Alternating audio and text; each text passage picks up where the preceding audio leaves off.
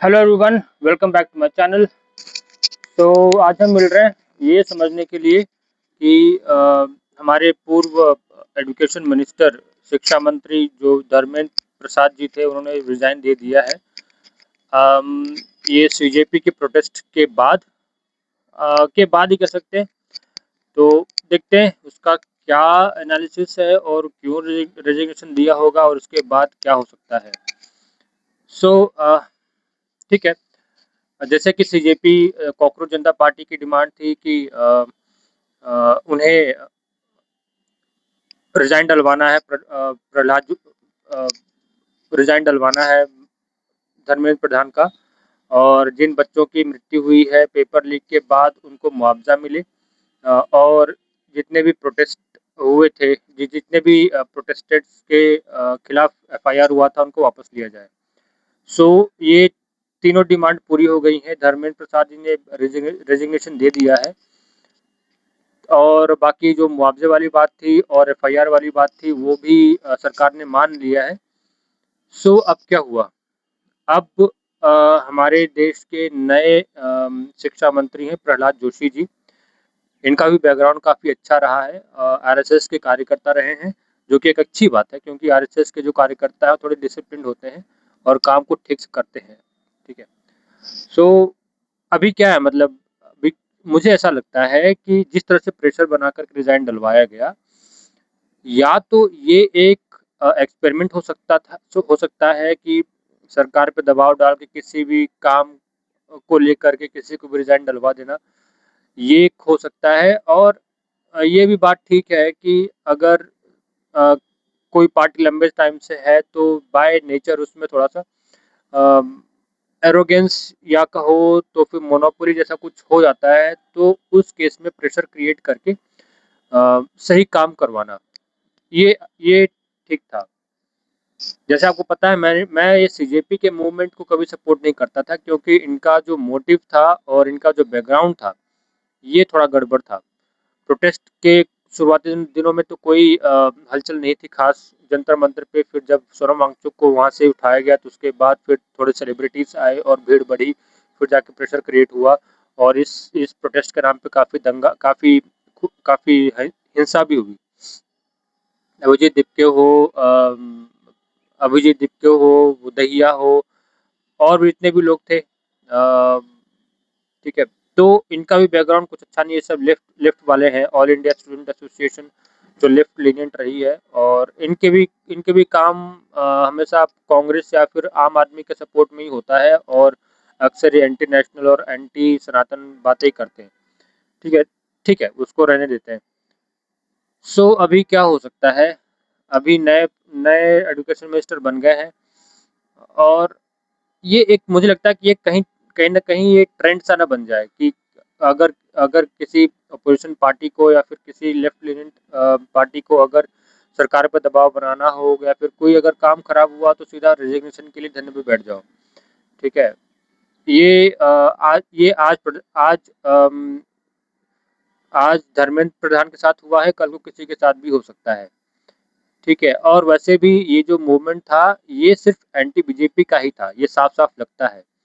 क्योंकि ये जो अभिजीत दिपके और ये सब है, इनका बैकग्राउंड को अगर देखें तो ये एंटी बीजेपी, एंटी मोदी ही है। पूरे प्रोटेस्ट में मोदी को गालियाँ दी गई, उनके पुतले जलाए गए, कुछ लोग तो इनकी 13वीं की पूरी खा रहे थे। ठीक है? तो अब इन्हीं से अगर पूछा जा रहा है कि पंजाब में जो पेपर लीक हुआ उसको क्या करोगे? ठीक है? केरल में जो पेपर लीक हुआ उसका क्या करोगे? तो इनके पास कोई जवाब नहीं होता है, सब टाल-मटोल करके आगे निकल लेते हैं। तो ये साफ-साफ दिखाता है कि ये पॉलिटिकली मोटिवेटेड था, और इसमें जितने भी सीजेपी के लीडर थे, उन सबका अपना पॉलिटिकल बेनिफिट इसमें है। ठीक है? और आगे चल के ये कोई सरप्राइज़ नहीं होगा, अगर आगे चल के अगर इनको किसी भी पार्टी की तरफ से इनको कुछ टिकट मिल जाए और ये वोट लड़ें। वैसे खबर तो ये भी आ रही है कि शायद ये लोग अब 2029 का इलेक्शन भी लड़ेंगे। ठीक है, उनको आना चाहिए क्योंकि मेरा मानना है, भले मैं इस समय बीजेपी का सपोर्टर हूँ, लेकिन अपोज़िशन एक अच्छी अपोज़िशन होना बहुत ज़रूरी है। अभी जो अपोज़िशन है वो तो अपने में परेशान है, उनको ठीक से वो अपोज़ नहीं कर पा रहे। ठीक है? सो यही है। ये एक मोमेंट था, ठीक है? और अगर ये भी सवाल आता है कि क्या सरकार डर गई? क्या धर्मेंद्र प्रसाद ने प्रेशर में आकर के रेजिग्नेशन दिया था? मेरा मानना है नहीं। सी डेमोक्रेसी में ऐसा ही होता है कि लोग सड़क पे आते हैं, प्रोटेस्ट करते हैं, अपनी बात को रखते हैं, तो गवर्नमेंट पे प्रेशर तो क्रिएट होता ही है, ठीक है? लेकिन जो सत्ता में पार्टियां हैं उनके लिए मैच्योरिटी ये होती है कि वो बातों को सुने और अम, और समझदारी के साथ डिमांड को पूरी की जाए, अगर वो जायज़ है तब, ठीक है? यहाँ पे उनकी डिमांड थी रेजिग्नेशन, मुआवज़ा, कोई बहुत बड़ी डिमांड नहीं थी, ठीक है? तो कर दिया पूरा। अब ये भी कहते हैं कि क्या इसकी सिर्फ़ एक रेजिग्नेशन के लिए हमें पूरा 30 दिन तक धरने पे रहना पड़ा? करना पड़ेगा, इतना तो करना पड़ेगा क्योंकि 140 करोड़ लोगों का देश है और मेजॉरिटी वाली सरकार है और डेमोक्रेसी में गवर्नमेंट को बहुत मजबूत होना चाहिए, ठीक है? अगर कोई ऐसा मुद्दा उठाता है, कोई अगर ऐसे धरने पे बैठता है, तो सिर्फ़ 1-2 दिन धरने पे बैठने से काम नहीं होने वाला।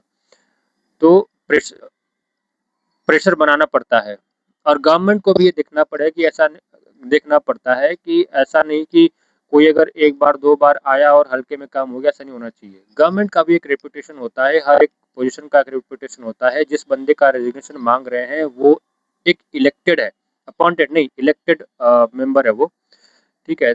तो he has to maintain some position. कि 2 बार 3 बार बोलने पे रिजिग्नेशन कर दो, ये भी ठीक नहीं है। ये उस पोस्ट के या फिर उस सरकार की गरिमा को ठेस पहुँचाता है।